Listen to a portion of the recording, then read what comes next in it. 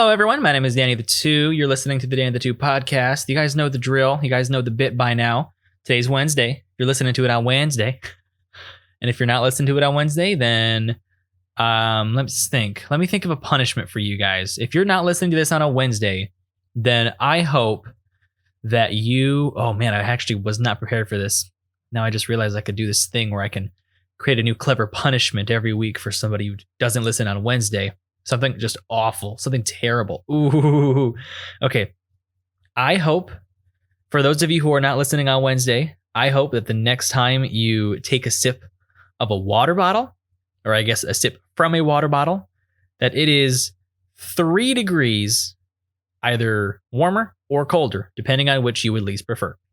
So, sorry about that. It's your own fault for not listening on Wednesday, you dipshit. Should be pretty easy by now. This is what, episode 9, I think? Yeah, we've been doing this for 9 weeks already, guys. That's pretty crazy. And you guys are still all like, hey, let's listen to this on a Thursday. Hey, let's listen on a Friday, Saturday, Sunday, Monday, Tuesday.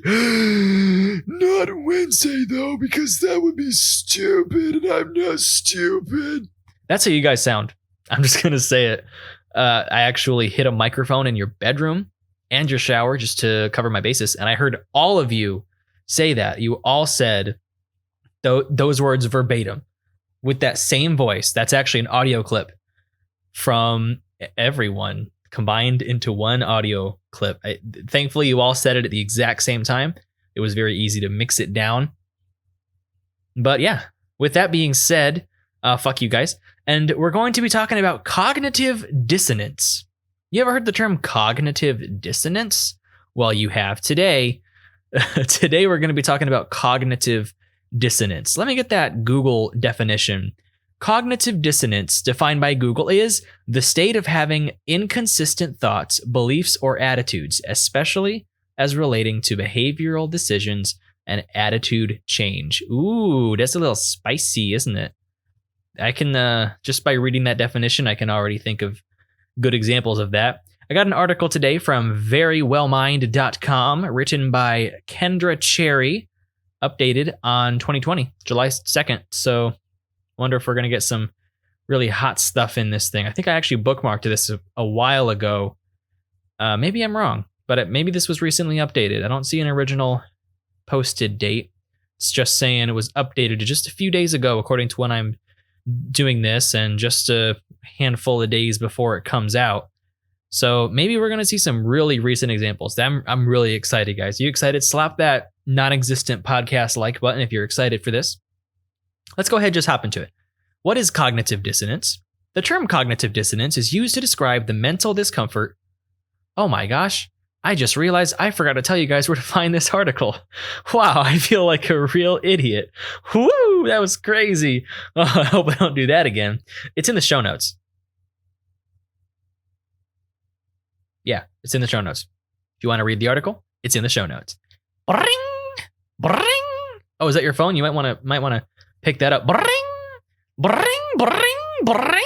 Guys, whoever listening, your phone's ringing. It's interrupting the podcast. You better pick it up. Bring. Bring. All right, fine, I'll answer it. Hello? Hello, this is the show notes. We just received a new link to an article about cognitive dissonance. Oh, you're from the show notes? And there's a new article there? Yeah, that's right. Can you guys just, if you want to read the article, just come and pick it up right here? That would be great. Thank you so much, show notes, guys. Okay, well, thanks for not answering your fucking phone.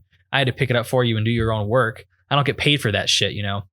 Anyway, cognitive dissonance in the show notes. The term cognitive dissonance is used to describe the mental discomfort that results from holding two conflicting beliefs, values, or attitudes. People tend to seek consistency in their attitudes and perceptions, so this conflict causes feelings of unease or discomfort. How do you know? Everyone experiences cognitive dissonance to some degree, but that doesn't mean that it's always easy to recognize. Some signs that what you are feeling might be related to dissonance include feeling uncomfortable before doing something or making a decision, trying to justify or rationalize a decision that you made or an action that you've taken, feeling embarrassed or ashamed about something that you've done and trying to hide your actions from other people, experiencing guilt or regret about something you've done in the past, doing things because of social pressure or a fear of missing out, even if it wasn't something you wanted to do. Causes. There are a number of different situations that create conflicts that lead to cognitive dissonance. All right. Breaking out of the article. I'm interested to see the causes. I want to get to some examples. I want to see if I can pull out some situations from my own personal life, and maybe some examples from people that I know. Maybe things like religion-based things or politics-based things. I think that's going to be interesting to find some examples from that. Okay, let's go ahead and go over these. Forced compliance. Sometimes you might find yourself engaging in behaviors that are opposed to your own beliefs due to external expectations, often for work, school, or a social situation. This might involve going along with something due to peer pressure or doing something at work to avoid getting fired. New information. Sometimes learning new information can lead to feelings of cognitive dissonance. For example, if you engage in a behavior that you later learn is harmful, it can lead to feelings of discomfort. People sometimes deal with this either by finding ways to justify their behaviors or finding ways to discredit or ignore new information. Decisions. People make decisions, both large and small, on a daily basis. When faced with two similar choices, people are often left with feelings of dissonance because both options are equally appealing. Once a choice has been made, however, people need to find a way to reduce these feelings of discomfort. People accomplish this by justifying why their choice was the best option so they can believe they made the right choice. I agree. I can relate to that. I know for a fact that I do this a lot. I like to validate my own choices posthumously, I guess you could say. I like to think about choices that I've made or choices that have been made for me, and I try to make the best of it. So I think in hindsight, it's like, yeah, this was a good choice because I get this benefit, and this benefit. Even though this negative, and this negative, I still appreciate the benefits a lot, maybe even more. But if the situations were switched, then I'd probably do the same thing just because I want to be right, I guess. I want to be happiest, so I just pick whatever I have and I focus on that. And the negatives are just things that hopefully I can just ignore. Let's hop back into the article. Impact. Cognitive dissonance can make people feel uneasy and uncomfortable, particularly if the disparity between their beliefs and behaviors involves something that is central to their sense of self. For example, behaving in ways that are not aligned with your personal values may result in intense feelings of discomfort. What? That kind of feels repetitive. Mr. Article. I guess Mrs. It was written by a woman. Mrs. Article. The rating seems a little weak there. Your behavior contradicts not just the beliefs you have about the world, but also the beliefs that you have about yourself. This discomfort can manifest itself in a variety of ways. People may feel anxiety, embarrassment, regret, sadness, shame, and stress. Leave a like if you have felt those things before. Pretty interesting to see if people have felt anxiety, embarrassment, regret, sadness, shame, or stress. Cognitive dissonance can even influence how people feel and view about themselves, leading to negative feelings about self-esteem and self-worth. That's interesting. That's really interesting. For me, when I was growing up in church, I remember we've already talked a little bit about this in the past. I'm not going to talk too much about it. Listen to my episodes on Can Music Be Evil and Can I Be a Gay Christian if you want to get a little bit deeper into that. But church left me with a lot of conflicting feelings when I grew up believing certain things and then realizing that some things contradicted others, and just the way that I thought that made more sense about how to act ethically and be a good person. A lot of those contradicted with what I was being taught. A lot of that, I took it personally, and I thought I might be doing something wrong. Maybe it's me. Maybe I'm the one who is thinking about this the wrong way, or I'm just too dumb to get it. And that made my self-esteem and my self-worth go down. And that was a lot of the start to my depression, was because I didn't like myself anymore because I was so scared of these feelings of cognitive dissonance, even as a child.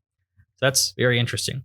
Because people want to avoid this discomfort, cognitive dissonance can have a wide range of effects. Dissonance can play a role for how people act, think, and make decisions. They may engage in behaviors or adopt attitudes to help relieve the discomfort caused by the conflict. Some things a person might do to cope with these feelings include, okay, this is going to be good. They got 3 things. Adopting beliefs or ideas to help justify or explain away the conflicts between their beliefs or behaviors. This can sometimes involve blaming other people or outside factors. I like that one. I'm going to come back to that.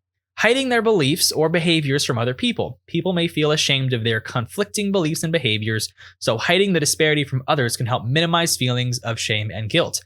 I like that one too. I'm going to come back to it. Only seeking out information that confirms their existing beliefs. This phenomenon, known as the confirmation bias, affects the ability to think critically about a situation, but helps minimize feelings of dissonance. Ooh, those are 3 really good ones. Really spicy. Call me jalapeno. Okay, that didn't happen. Adopting beliefs or ideas to help justify or explain away the conflict. So cognitive dissonance, the first time I heard about cognitive dissonance was in an article about veganism. Now, if you're listening to this, statistically, I'm just going to say, statistically, you are probably not a vegan. You may or may not be a vegetarian, maybe got one or two in there, but statistically, probably most of you consume meat, at least on a semi-regular or rare occasion. You would not consider yourself a vegan or a vegetarian. At the same time, you probably have owned a pet. Maybe you own a pet right now.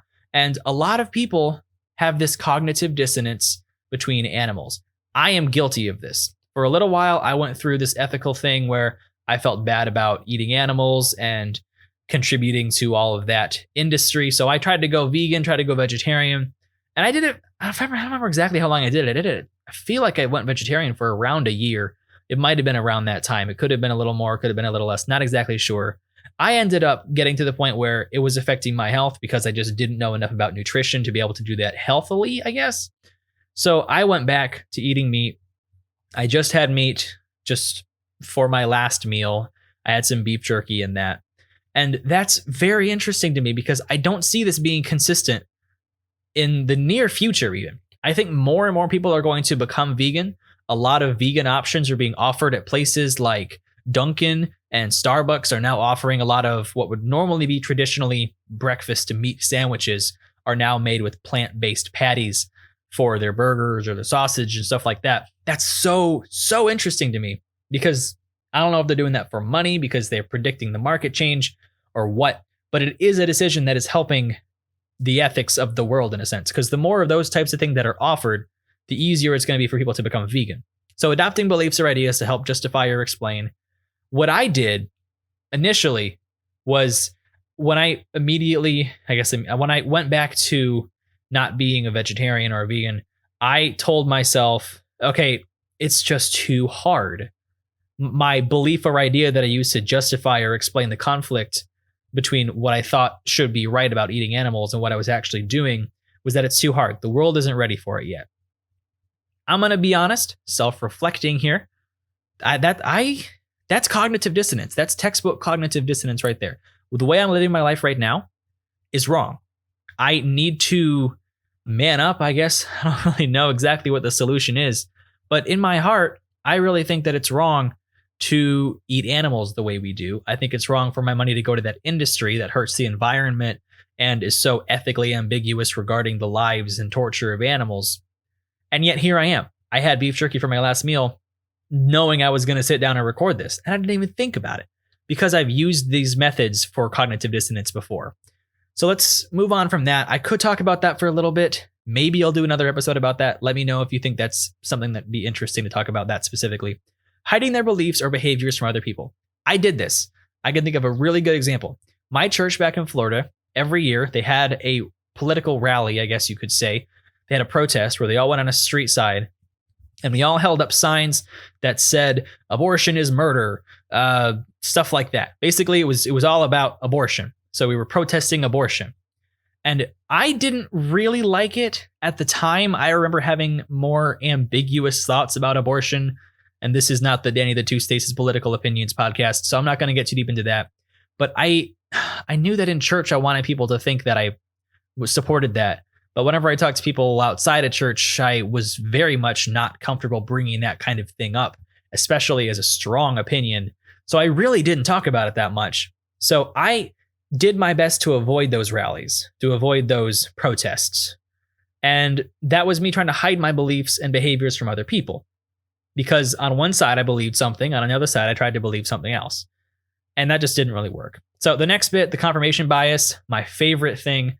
This is so obviously prevalent. I want to do a whole episode about fallacies, maybe even a whole series. I might have to break it up so it doesn't get boring. But like every other week, I'll contribute to this thing about fallacies and talking about confirmation bias. And it's so interesting to me. It's one of the most interesting parts of philosophy is that so many different arguments can so easily be broken down. If people just knew about fallacies, they could so easily say, regardless of whether your point is right or not, this is bad. And I wish we had more people doing that on any side. I'm really frustrated with people who say, yeah, there sure are people bad on both sides. People doing that here, people doing that here. What can you do? I wish we were approaching political arguments more academically. Regardless of which side you're on, I wish that every political argument was met with somebody or everybody saying, okay, let me analyze your arguments from a philosophical, unbiased standpoint, regardless of what your conclusion is. How did you come to that conclusion? Is your information good? Are there fallacies in your arguments? No, good, yes, bad. We don't have enough of that. And that obviously contributes to cognitive dissonance, as well as a myriad of other things that I would love to yell and rant about for a long period of time. That would be a lot of fun. We'll see if that happens. I would love, love, love to do that. I got to pull out my old philosophy textbooks and come to that. Let's go ahead and start closing this article out. Dealing with dissonance. When there are conflicts between cognitions, thought, beliefs, opinions, people will take steps to reduce the dissonance and feelings of discomfort. They can go about doing this in a few different ways, such as adding more supportive beliefs that outweigh dissonant beliefs, reducing the importance of the conflicting belief, or changing your belief. Now, adding more supportive beliefs to outweigh the dissonant beliefs. That's interesting. Let me read their example. People who learn that greenhouse emissions result in global warming might experience feelings of dissonance if they drive a gas-guzzling vehicle. In order to reduce this dissonance, they may seek out new information that overrides the belief that greenhouse gases contribute to global warming.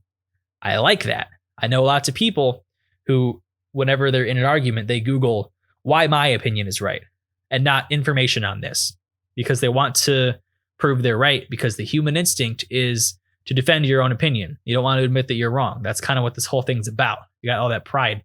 And once again, I'm not trying to call anyone out when I say that. That's me. I'm dealing with that. I could probably give really recent examples of cognitive dissonance in my own personal life. Reducing the importance of the conflicting belief. A man who cares about his health might be disturbed to learn that sitting for long periods of time during the day is linked to shortened lifespan.